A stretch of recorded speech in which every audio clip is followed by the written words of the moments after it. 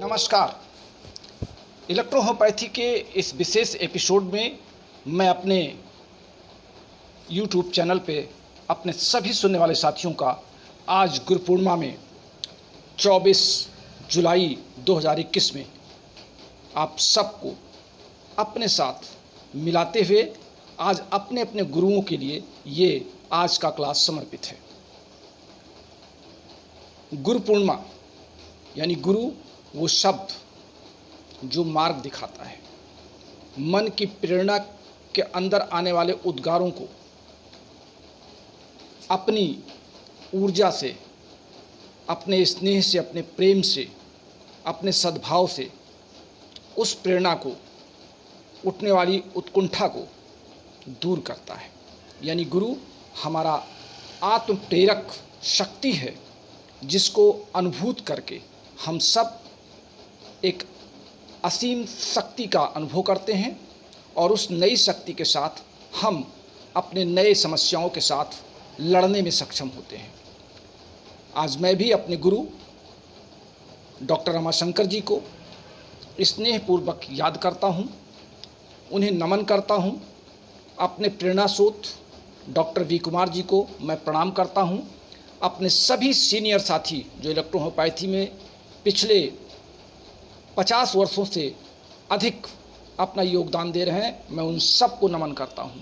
और अपने उन तमाम सुनने वाले साथियों को जो मुझे अपना गुरु मान बैठे हैं, मैं उन सबको अपनी शुभकामनाएं देता हूं कि वो निरंतर अपने कार्यों में इलेक्ट्रोहोम्योपैथी के क्षेत्र में देश का नाम रोशन करें, अपना नाम रोशन करें और रोगियों की निरंतर सेवा में लगे रहें।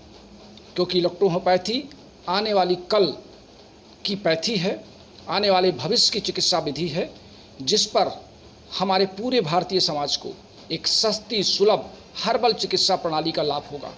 ऐसी सस्ती सुलभ हर्बल चिकित्सा प्रणाली जो पूर्ण रूप से हानि रहित है, जिसका कोई भी साइड इफेक्ट हमारे शरीर पर नहीं है। आइए हम इस चिकित्सा पद्धति की विशिष्ट औषधियों के बारे में आज से चर्चा आरंभ करते हैं।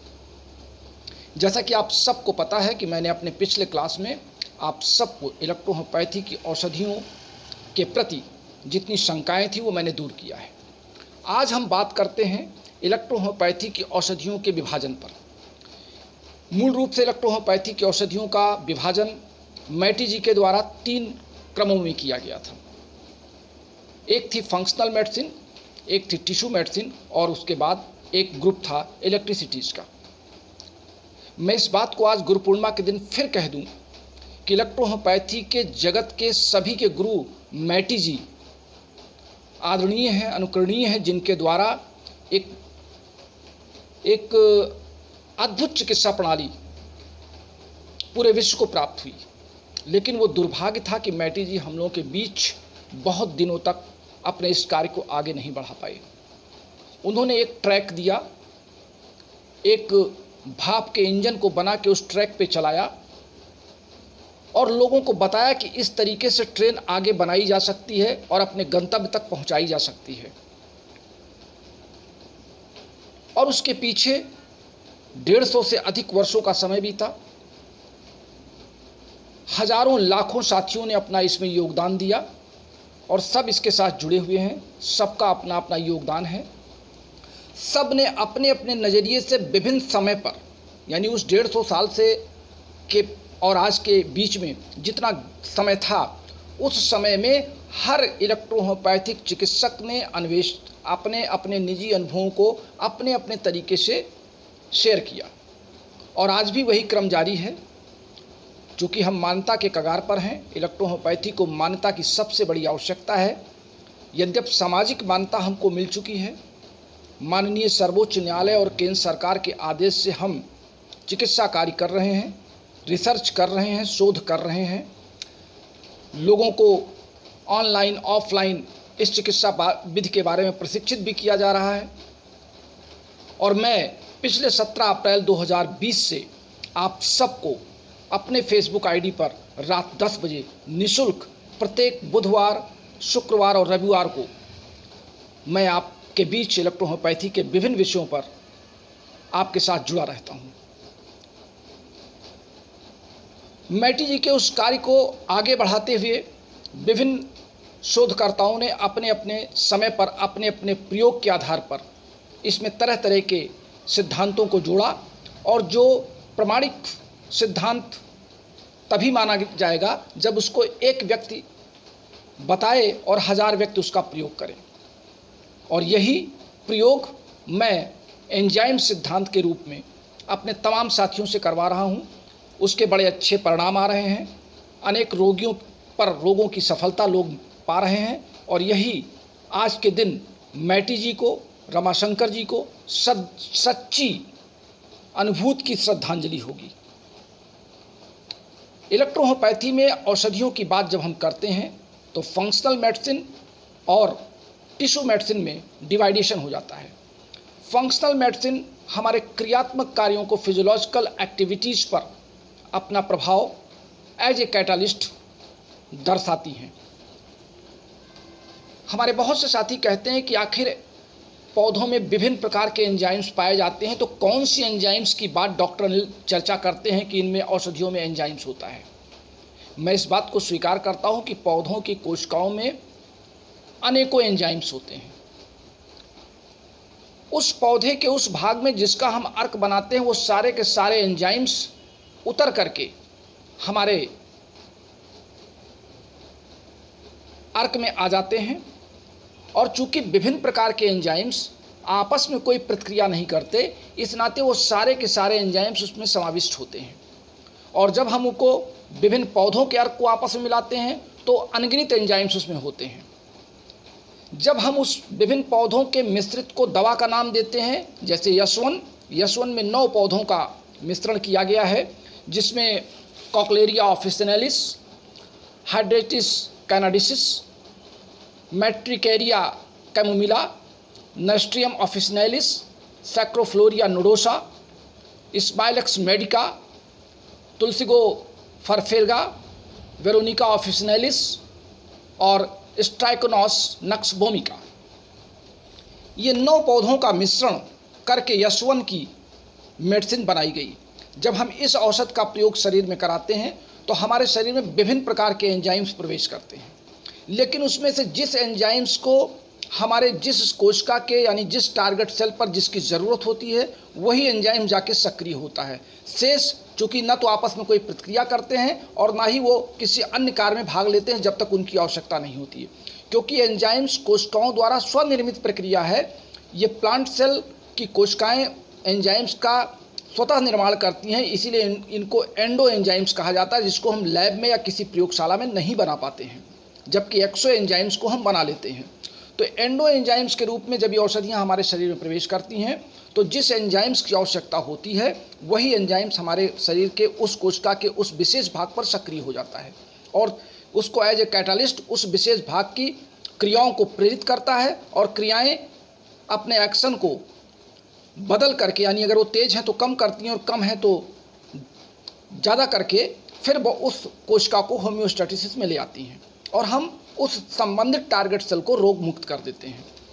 ये है हमारे औषधि के कार्य करने की, प्रत्येक औषधि के कार्य करने की दशा। तो आज हम चर्चा कर लेते हैं यशवन की।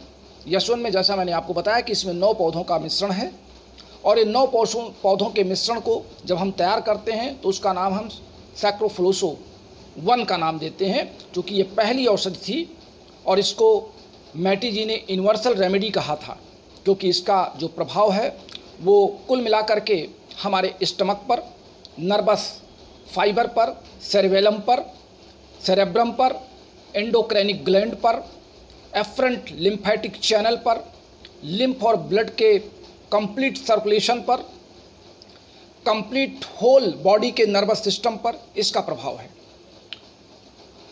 हमारे अलग अलग लेखकों ने अलग अलग सिस्टम की व्याख्या की है, लेकिन जो एक कॉमन सिस्टम निकल के आता है कि ये चूँकि नर्वस सिस्टम और स्टमक पर कंप्लीट प्रभाव दर्शाती है, इस नाते स्टमक से संबंधित संभवतः अगर एक कुशल चिकित्सक ये मानता है कि अगर हमारे द्वारा ग्रहण किया गया भोजन पूर्ण रूप से पच जाता है और उसका पचा हुआ भाग हमारे शरीर की विभिन्न कोशिकाओं में पोषक तत्वों के रूप में विलीन हो जाता है और अवशेष बचा हुआ पदार्थ, जिसे हम वेस्ट मटेरियल या मल पदार्थ कहते हैं, अगर वो समय से शरीर के बाहर निकल जाता है तो हमारा पूरा का पूरा आहार नाल स्वस्थ माना जाता है।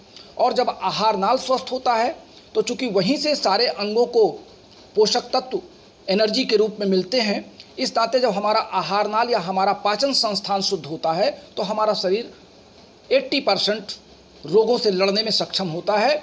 20% में अदर कॉज होते हैं जिनको हम विभिन्न सहायक अंगों के रोगों के आधार पर गेस करके उनकी औषधियों को देते हैं।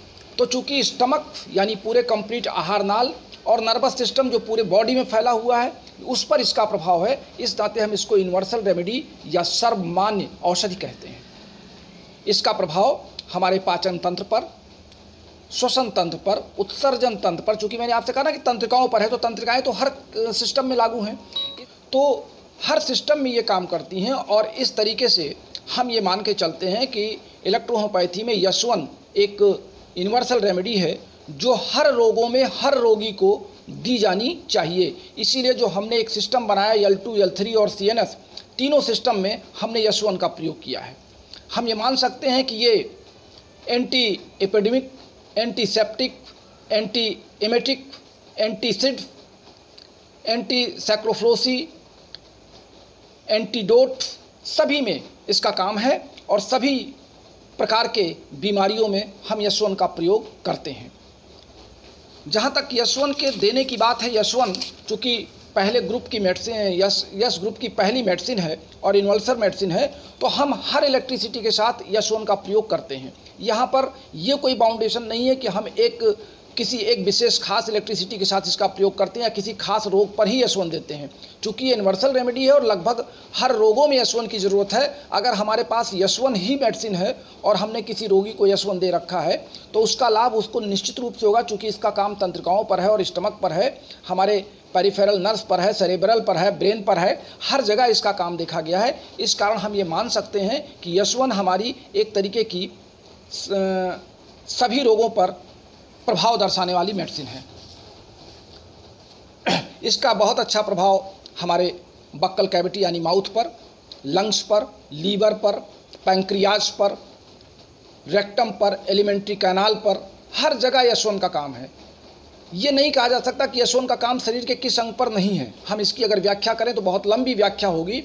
फिलहाल हम ये मान सकते हैं कि ये स्पाज्मोटिक पेन में, जी मचलाने पर, भूख न लगने पर, नींद ना आने पर, सर दर्द करने पर, शरीर में ऐंठन होने पर, बुखार होने पर, हर जगह पर हम यशवन का प्रयोग अलग अलग उम्र के आधार पर, अलग अलग शारीरिक दशा के बनावट के आधार पर हम इसका चयन करते हैं और इस औषध को देते हैं। बनाने का तरीका औषध का वही है। डोज कोई भी चिकित्सक किसी के द्वारा बताए गए डोज का पालन नहीं कर सकता, क्योंकि डोज चिकित्सक जिसके बगल में रोगी बैठा है वही कर सकता है। इस नाते मैं आपसे ये ज़रूर अनुरोध करूँगा कि आप डोज का चयन अपने रोगी की सेहत, उसके शारीरिक दशा, उसके उम्र को देखकर ही किया जाए, तभी हम इस पर पूरा लाभ पाएंगे। तो बस आज के लिए इतना ही। फिर मिलते हैं अपने अगले एपिसोड में यश ग्रुप की अगली मेडिसिन के विस्तृत बातों को लेकर के। तब तक के लिए हम आपसे विदा चाहेंगे। आप सबका बहुत बहुत धन्यवाद। एक बार पुनः गुरु पूर्णिमा में आप सबको मेरा नमस्कार, आप सबको शुभकामनाएं, बधाई। इन्हीं शब्दों के साथ अपने प्यारे दोस्त डॉक्टर अनिल श्रीवास्तव को इजाज़त देने से पहले हमारे इस चैनल को सब्सक्राइब कर लें, बेल दबा दें, लाइक कर दें, जिससे हम आपके साथ त्वरित पहुंच सकें। चलते चलाते हमारा मोबाइल नंबर 9793252355 पर हम आपसे कॉल में भी जुड़ सकते हैं और आपसे व्हाट्सएप में भी जुड़ सकते हैं। बस आज के लिए इतना ही। नमस्कार।